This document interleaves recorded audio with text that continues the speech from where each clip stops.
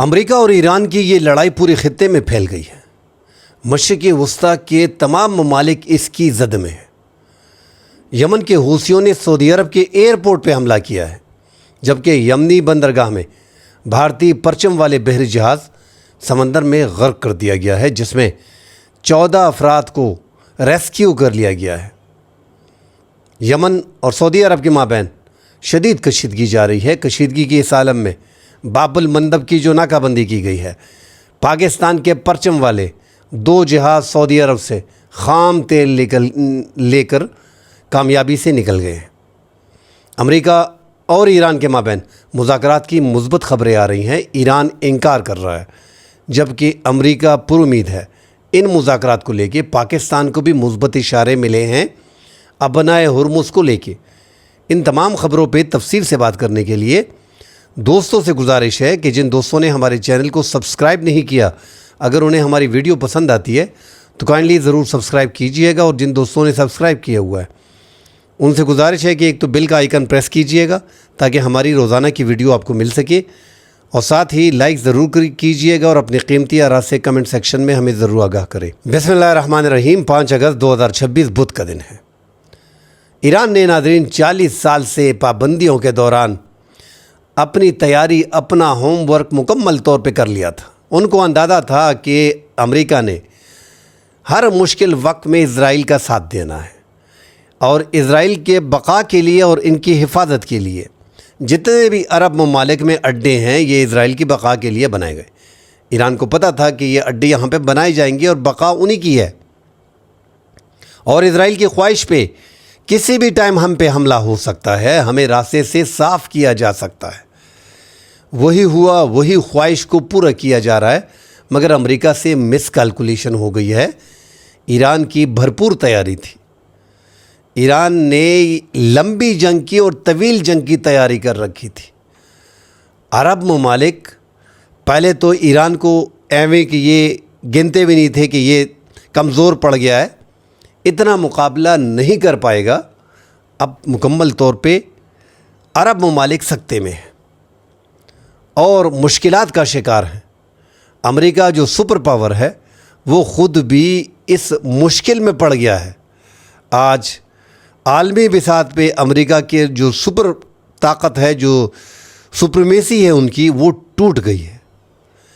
ایران نے ڈٹے رہنے کے بعد دنیا کو بتا دیا ہے کہ ان کا ایک اپنا مقام ہے۔ ایک سپر طاقت نے 8ویں طاقت کے ساتھ، دونوں جوہری طاقتیں ہیں، ایک ساتھ امریکہ ایران پہ حملے کیے، مگر ایران کی اس حد تک تیاری تھی کہ انہوں نے اپنا دفاع بھی کیا اور دونوں طاقتوں کو مجبور کر دیا ہے۔ یہ آج جو مذاکرات ہو رہے ہیں، جو عرب ممالک ایران کے پیچھے پڑ گئے ہیں، امریکہ کے پیچھے پڑ گئے ہیں کہ آپ ایران کے ساتھ صلح کریں، مذاکرات کریں، اور جو 303,000 ارب ڈالر مطلب $3 ٹریلین کہ جو سرمایہ کاری امریکہ میں ہونی ہے، عرب ممالک میں اگر انفراسٹرکچر سیف رہے گا، اس کی سیکیورٹی ہوگی، اس کے تیل کے تنصیبات سیف رہیں گے، تبھی وہ 3,000 ارب ڈالر کی انویسٹمنٹ امریکہ میں ہوگی۔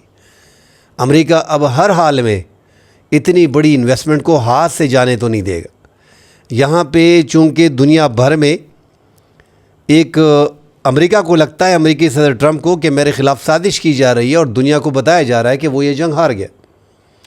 اسی لیے کسی نہ کسی طریقے سے وہ چاہتا تھا کہ دوبارہ ایک بڑا حملہ کیا جائے اور دنیا کو ثابت کیا جا سکے کہ ہم یہ جنگ جیت گئے۔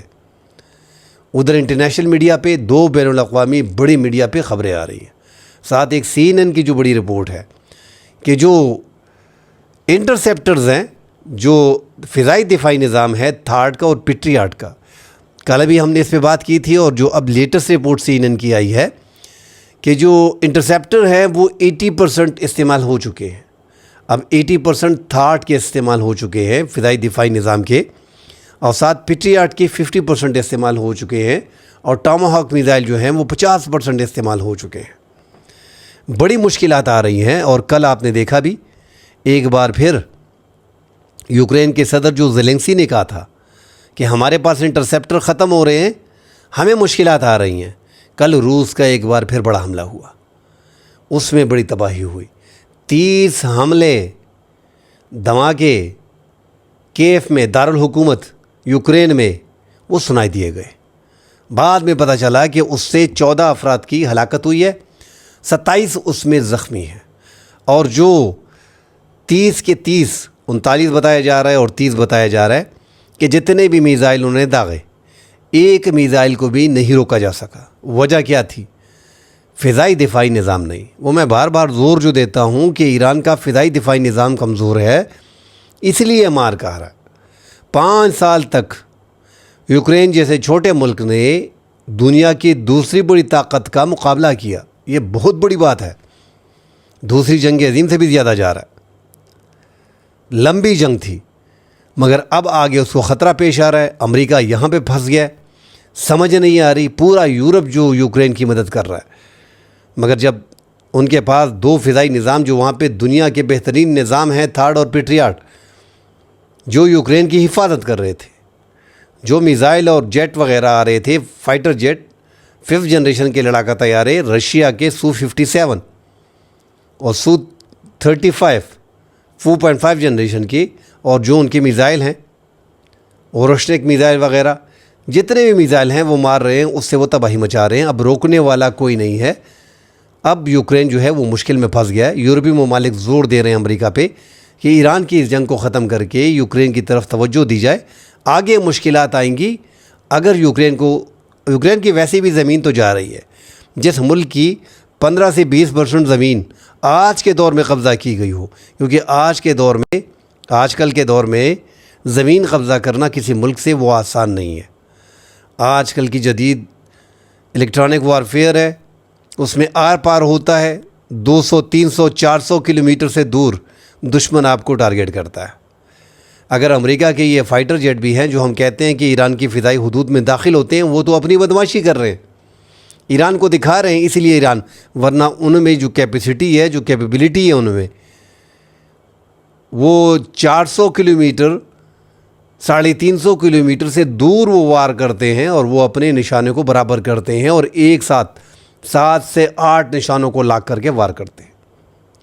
تو وہ تو درجنوں بلکہ سینکڑوں جہاز 180 200 کے قریب تو پہنچ گئے، اتنے جہاز ایک ساتھ ایران پہ انہوں نے حملے کیے ہیں۔ اتنے ہزاروں کی تعداد میں حملے کے بعد ہونا تو یہ چاہیے تھا کہ ایران مکمل طور پہ بیٹھ جاتا، مگر وہ جو ہم کہہ رہے ہیں کہ ایران کی تیاری تھی، تیاری اسی کو بولتے ہیں کہ آپ کی حکومت کے سارے سائڈ پہ ہو جائیں، آپ کی ٹاپ لیڈرشپ جو آرمی کی ہے، جو فضائیہ کی ہے، جو بحریہ کی ہے، وہ اڑا دی جائے۔ آپ کا جو بحری نظام ہے، زیادہ تر امریکہ نے جو کیلکولیشن کی کہ ان کی بحریہ بڑی مضبوط ہے، زیادہ انویسٹمنٹ اسی پہ کی ہے، اس کو نشانہ بنایا۔ ہر قسم کے ان کے بحری جہازوں کو نشانہ بنانے کی کوشش کی، جو زیادہ تر امریکہ اس میں کامیاب بھی رہا۔ اور یہ نہیں کہ ایران میں تباہی نہیں ہوئی، اتنی تباہی ہوئی ہے کہ ان کو 10-12 سال لگیں گے اس کو کور کرنے کے لیے۔ بڑا نقصان کیا ہے ایران میں، اور وہ نقصان ان کے فضائی دفاعی نظام کے بہترین دفاعی نظام نہ ہونا۔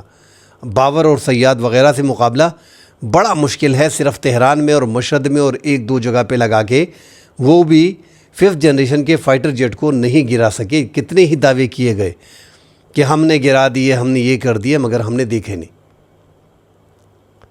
مگر ایران نے ڈٹ کے مقابلہ یہ کیا ہوا ہے کہ ان کی جو کیلکولیشن تھی، اپنے طریقے سے جو انہوں نے طویل جنگ کی تیاری کی تھی کہ کس طرح کس ملک کو کیسے ٹارگیٹ کرنا ہے، کتنا میزائل کا ذخیرہ ہمیں لمبی جنگ کے لیے چاہیے ہوگا، کتنا ہمیں جو ہے وہ ڈرون چاہیے ہوں گے، وقفے کے دوران کون سے ممالک ہماری مدد کریں گے، اس میں کوئی دو رائے نہیں۔ چین اور روس اس مشکل وقت میں سامنے نہیں آ رہے، مگر بڑی مدد کی جا رہی ہے ایران کی، اور ایران کو بہت سی چیزیں فراہم کی جا رہی ہیں۔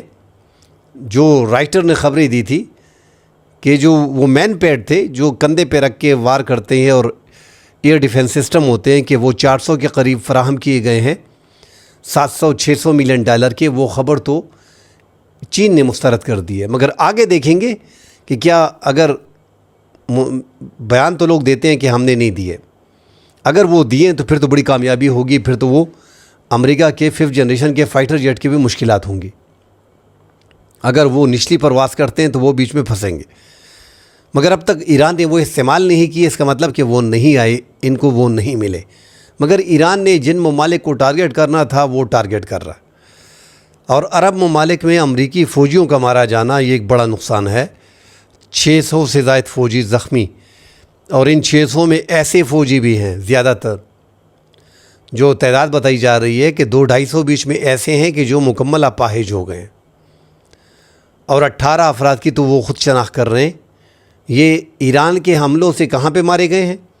عرب ممالک میں، امریکی اڈوں میں۔ تو ایران کے جو نشانے ہیں وہ تو برابر ایکوریٹ لگ رہے ہیں، اور وہ باقاعدہ اپنے دشمن کو اس کا بدلہ جو ہے وہ آسانی سے لے رہے۔ ساتھ ہی ناظرین، جو جنگ پھیلی ہے مزید آگے، جو ایران کے ہی اتحادی ہیں، حوثیوں نے جو حملے کیے ہیں، اس میں مشکلات آ رہی ہیں سعودی عرب کو۔ اور سعودی عرب کے بارے میں خبریں آ رہی ہیں کہ وہ عمان کے ذریعے کوشش کر رہا ہے حوثیوں سے بات چیت کر کے، یہ بھی ذرائع کوٹ کر رہے ہیں کہ خفیہ طور پہ بات چیت کر رہا ہے کہ ہم پہ مزید حملے نہ کیے جائیں۔ وجہ یہی ہے کہ 14-15 سال سے یمن کو اس کی ناکہ بندی ان حوثیوں کی سعودی عرب کے کہنے پہ ہوئی ہے نا، وہی کر رہے ہیں۔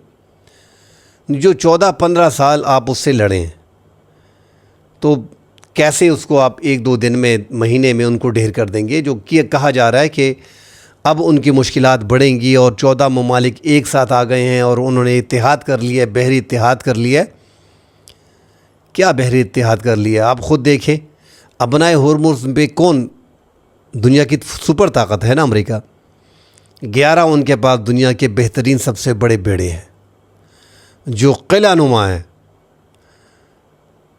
ایک ایک بیڑے میں 5000 اور 7000 لوگ ہوتے ہیں، 70 60 90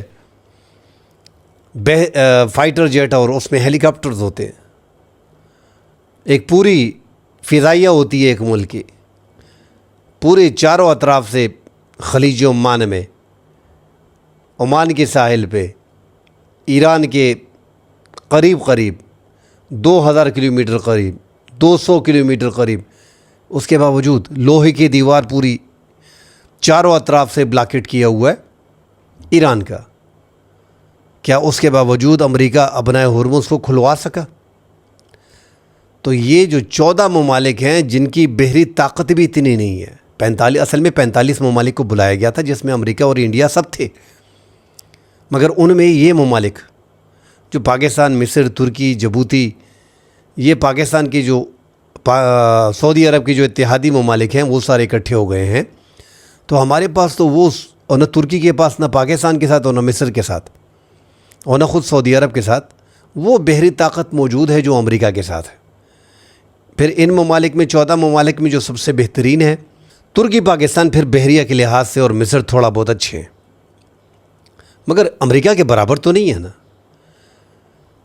تو یہ بڑا مشکل ہو جائے گا باب المندب کو اس طرح کھلوانا۔ میرے خیال میں اگر مذاکرات کا راستہ اپنایا جائے، یہ تو پوری ایک سازش ہے، اس لیے سارے ممالک، مسلم ممالک میں یہ ساری جنگ جو ہے یہ پھیلی ہوئی ہے۔ اب 2 طریقے کی آراء پائی جاتی ہیں کہ یار یہ تو ایران سب کچھ کر رہا ہے عرب ممالک میں، اسرائیل تو نہیں کر رہا، اسرائیل تو حملہ نہیں کر رہا، یہ سارے حملے اسرائیل پہ کیوں نہیں ہو رہے، عرب ممالک پہ کیوں ہو رہے؟ دوسری طرف جو آ رہا ہے وہ یہی ہے کہ ان عرب ممالک میں امریکی اڈے ہیں، یہاں سے اڑان یہیں سے بھی بھری جاتی ہے اور یہاں سے کی جاتی ہے۔ تو اب دونوں مختلف جو آراء ہیں اس پہ ہمارے مسلمان بھی سارے تقسیم ہیں، اور تقسیم اس دوسرے فیز میں ہوئے ہیں۔ پہلے فیز میں ایران کے ساتھ زیادہ لوگ تھے جو میں اب دیکھ رہا ہوں، دوسرے فیز میں عرب کے تمام ممالک کو جب نشانہ بنایا گیا ہے تو اس میں تقسیم آ گئی ہے۔ یہی وہ تقسیم ہے جو امریکہ اور اسرائیل چاہتا ہے کہ ان کے مابین شیعہ سنی یہ نعرے بھی لگتے رہے اور ان کے مابین تقسیم بھی ہو، مگر عرب ممالک، اب اس کو غلط ثابت کرنا بھی تھا نا کہ اس میں کون سی آراء درست ہے۔ اب جو ایک طرف ایران ہے، مجھے تو ایران کا وہ طریقہ درست لگ رہا ہے کہ یار یہاں پہ امریکی اڈے ہیں جس میں 600 فوجی ایران سے زخمی ہوئے ہیں نا، کسی اور نے تو نہیں مارے نا، عرب کی سرزمین پہ مارے ہیں، امریکن کو مارا ہے، ان کے اڈوں میں مارا ہے، وہاں سے اڑان بھری جاتی ہے، تو ایران نے کیا ہوا ہے۔ دوسری طرف عرب ممالک نے عراق پہ جو حملہ کیا سعودی عرب نے، تو وہ امریکہ کے ساتھ مل کے کیا. اور یمن کے بارڈر پہ جو پاکستان اور سعودی عرب دفاعی معاہدے میں ہے، تو یمن کے بارڈر میں جو ویڈیوز آ رہی ہیں اس میں امریکہ کی گاڑیاں، بختر بند گاڑیاں بھی موجود ہیں. یمن حوثیوں کے خلاف جو کارروائی ہو رہی ہے اس میں امریکہ بھی ان کے ساتھ کھڑا ہے. اور جو عرب ممالک پہ ایران کے حملے ہوتے ہیں، تو عرب ممالک میں ایران کے یہ حملے روکتا کون ہے؟ امریکی، کیونکہ امریکہ کے اڈوں پہ ہوتے ہیں، اڈے امریکہ کے حوالے ہیں. فضائی دفاعی نظام تھرڈ اور پیٹریاٹ ان کا لگا ہوا ہے، ریڈار ان کے لگے ہیں. تو ایران کا جو موٹیو ہے کہ یہاں پہ وہ ابھی سے نہیں ہے، یہ 25-30 سال سے، جب یہاں پہ امریکہ آہستہ آہستہ بھر کے آ رہا تھا، 30-40 سال سے، یہ جو اڈے برابر کیے جا رہے ہیں، یہ ایران پہ ایک دن چڑھائی کی جائے گی اور یہ ایران کے لیے ہے، یہ عرب ممالک کی حفاظت کے لیے نہیں ہے. اور ہم دیکھ رہے ہیں کہ وہی ہو رہا ہے کہ ایران پہ ان اڈوں کا استعمال جو ہے وہ باقاعدہ کیا گیا. بہرحال ایک تو بھارت کا بحری جہاز اس کو نشانہ بنایا ہے، یہ یمن کے مغربی ساحل کے قریب بحیرہ احمر میں جو بھارتی کارگو جہاز تھا اس کو سمندر میں غرق کیا گیا ہے. اب تک کسی نے ذمہ داری قبول نہیں کی، مگر اس کو نشانہ بنایا گیا ہے. اس میں 14 افراد کو ریسکیو کیا گیا ہے. ساتھ ہی سعودی عرب کا جو نجران ایئرپورٹ ہے اس پہ جو حملہ کیا گیا ہے حوثیوں کی طرف سے، باقاعدہ انہوں نے اعلان کیا ہے کہ یہ ہم نے بدلہ لیا ہے. وہاں پہ جو ان کے 2 صوبوں حجہ اور صدہ پہ جو حملے کیے گئے تھے اس کا یہ ہم نے بدلہ لیا ہے. اور ابھی خبریں آ رہی ہیں کہ سعودی عرب نے صنعا پہ بھی حملے کیے ہیں. تو یمن اور سعودی عرب میں تو پہلے سے ہی ایک عدن میں حکومت ہے، ایک حوثیوں کی ہے، اور وہ ہم کئی بار اس پہ بات کر چکے ہیں. مگر یہی ہے کہ حوثی کون ہے؟ حوثی وہی لوگ ہیں جو عرب سپرنگ میں، عرب کی ریولوشن میں جو 2011 سے شروع ہو کے مصر سے گزرتا ہوا عبداللہ صالح کی جو یمن میں حکومت تھی اس پہ بھی آیا ہوا تھا. اور ان کا لمبا اقتدار 1978 سے لے کے 1990 تک ایک ہی اقتدار کیا شمالی یمن پہ. اور پھر جب یمن کا اتحاد ہو گیا تو 1990 سے لے کے 2012 تک پھر وہ اقتدار میں رہے. 2011 میں ان کے خلاف جو ریولوشن ہوا، یہی حوثی باغی نکل کے کہ آپ انتخابات کرائیں، جمہوریت کرائیں، مگر وہ انکار کر رہا تھا. اور اس کے باعث وہ بھاگ کے سعودی عرب چلا گیا تھا، زخمی بھی ہو گیا تھا اور حوثی میدان میں آ گئے تھے. پھر اپنے نائب منصور ہادی کو اس نے لگا لیا تھا 2014 میں، 2014 تک، پھر 2012 سے 2014 تک ان کی سرکار چلی کہ 2 سال کی حکومت ہوگی. مگر انہوں نے بھی اپنی حکومت کو مزید توسیع دینے کی کوشش کی اور پھر منصور ہادی بھی جو ہے وہ بھاگ گئے. اب اپنے ملک سے بھاگنے کے بعد سعودی عرب نے کافی ان کی مدد کی. سعودی عرب میدان میں آیا، عدن کی حکومت. لب لباب یہی ہے کہ جو عدن کی یمن کی حکومت ہے، ایک جو اس کو دنیا بھر تسلیم کر رہی ہے، اس کی 30% آبادی ہے، 70% آبادی حوثیوں والے یمن کی ہے جو صاف اور شفاف انتخابات چاہتے تھے. اب تک جو عدن میں حکومت ہے یہ وہی حکومت ہے جو 1978 سے، ایک بندہ 2012 تک 33 سال حکومت کی، اس نے جس کو اقتدار دیا، پھر اس کے کہنے پہ رشاد العلیمی جو آج بیٹھا ہے، تو یہ وہی تسلسل آ رہا ہے. اور اس کے خلاف جو ہے حوثی نکلے ہیں. مگر پھر حوثیوں کے ساتھ کیا کیا گیا؟ 50,000 بچے وہاں پہ بھوک سے مرے، لاکھوں لوگ جو ہیں وہاں پہ قحط پڑ گیا، مہنگائی طوفان، ان کو پتھر میں دور میں دھکیلنے کی کوشش کی گئی، ان کی ناکہ بندی کی گئی. اب دوبارہ وہ اٹھے، اور اس میں کوئی دو رائے نہیں کہ جتنی بھی ان کی مدد کی جا رہی ہے وہ ایران کر رہا ہے. ایران باقاعدہ ان حوثیوں کو سپورٹ کر رہا ہے، جتنا بھی اسلحہ ان کے ساتھ ہے ایران فراہم کرتا ہے. اور وہ جو عدن میں حکومت ہے ان سے بہترین اسلحہ یمن کے حوثیوں کے ساتھ ہے. اور یمن کے حوثیوں کی فوج بھی 2 لاکھ کے قریب ہوگی اور عدن کی فوج 40 سے 30 ہزار تک ہوگی. تو زیادہ فوج بھی ان کی، زیادہ آبادی بھی ان کی، زیادہ اسلحہ بھی ان کے ساتھ، مگر یہاں پہ سپورٹ پوری دنیا کی اور سعودی عرب کا ہاتھ ان کے سر پہ ہے. تو پاکستان اگر اس میں کوشش کرے، خبریں تو یہ بھی آئی کہ پاکستان نے بھی زیادہ تر جو میزائل وار کیے گئے سعودی عرب پہ، تو پاکستان کے فضائی دفاعی نظام جو HQ-9 وہاں پہ نصب ہے، اس نے کافی میزائلوں کو ہوا میں تباہ کیا. مگر نجران ایئرپورٹ پہ جو حملے ہوئے اس میں لگے ہیں ٹارگٹ، مگر سعودی عرب نے اب تک اس کی وضاحت نہیں کی. آج خبریں آ رہی تھی دبئی کے بارے میں، جبل علی کے بارے میں، مگر وہاں پہ جب ڈیٹیل سامنے آئی سوشل میڈیا پہ تو خبریں آ گئی کہ یمن نے حملہ کر دیا، میزائل داغ دیا. مگر جیسے ہی مزید خبروں کی جانچ کی گئی تو ہم نے اس میں دیکھا کہ یہ جبل علی پورٹ پہ جو جہاز کے اندر کنٹینر تھا اس میں آتش گیر مواد تھا، وہ قدرتی طور پہ ایک حادثہ ہو گیا تھا، ایک بڑا حادثہ ہو گیا تھا، ایک بڑا دھماکہ ہو گیا تھا. اس میں اس کو پھر ہائی لائٹ کیا گیا کہ نہیں یار حالات، کیونکہ حالات پورے مشرق وسطیٰ کے ایسے ہیں، کچھ بھی ہو سکتا ہے. پاکستان کے وزیر اعظم سعودی عرب جا رہے ہیں، اسی سلسلے میں سارے یہی ہے، یمن کی یہ جنگ اور ایران کے ساتھ یہ جو معاملات آ رہے ہیں. تو عرب ممالک تو مکمل طور پہ چاہ رہے ہیں کہ اب ایران میں بھی امن آئے، اور ایران کی جو طاقت ہے وہ میرے خیال میں انہوں نے تسلیم کر لی ہے. یہ پیسے دینے کو بھی تیار ہیں، امریکہ کو بھی کہہ رہے ہیں کہ بس کریں، اور یہ میرے خیال میں یہ عقل مندی ہوگی. متحدہ عرب امارات، سعودی عرب، یہ ممالک، کویت، بحرین، یہ اگر لڑائی کریں گے تو پھر ان کے ملک میں جو لوگ ہیں، پوری دنیا ان کے ملکوں میں ہے، ان کے ملک میں روزگار ہے، ان کے ملک میں ترقی ہے، ان کے ملک میں ہر وہ چیز ہے جو آج کل ہمارے ملکوں میں نہیں ہوتی. مطلب ہر قسم کا روزگار آپ دیکھ لیں، صرف متحدہ عرب امارات اور سعودی عرب کو دیکھ لیں. پاکستان کے 25 لاکھ سعودی عرب میں، 20-22 لاکھ متحدہ عرب امارات میں لوگ کام کرتے ہیں، اربوں ڈالر کا روزگار کرتے ہیں متحدہ عرب امارات میں. سعودی عرب بھی متحدہ عرب امارات کی طرز پہ جا رہا ہے، اور وہ بھی اب باقاعدہ لوگوں کو شہریت دے گا. 10 سال کا، 12 سال کا، 15 سال کا پرماننٹ. 2030 تک آپ دیکھیں گے کہ بڑی پوری دنیا کو وہ اپنی طرف راغب کرنے کے لیے ہر ممکن کوشش کریں گے. مگر ساتھ ناظرین، مارکو روبیو نے، اس کی بات کر لیتے ہیں، جو مذاکرات کی بات ہو رہی ہے. مارکو روبیو نے کہا ہے کہ ابنائے ہرمز جو ہے وہ اس پہ مذاکرات جلد طے پا جائیں گے، اور امید ہے کہ یہ کامیاب ہو جائیں گے. اب ناظرین، یہ جو ابنائے ہرمز پہ معاملات طے پائیں گے، اب یہ معاملات امریکہ تو پر امید ہے. ایران انکار کر رہا ہے، ایران کہہ رہا ہے کہ امریکہ سے ہمارا کیا ہے، ہم تو مذاکرات عمان سے کر رہے ہیں اور یہ پہلے سے جاری ہیں.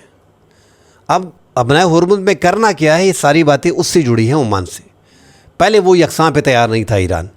اب ہو سکتا ہے 50-50 فیس لینے پہ دونوں ممالک راضی ہوں، یا کچھ عرصے کے لیے فیس نہ لے رہے ہوں، یا جو نئی راہداری بیچ میں قائم کی گئی ہے عمان کی طرف سے، ایک طرف سے آنا اور دوسری طرف سے جانا، کوئی اس طرح کوئی ڈیل ہونے والی ہے.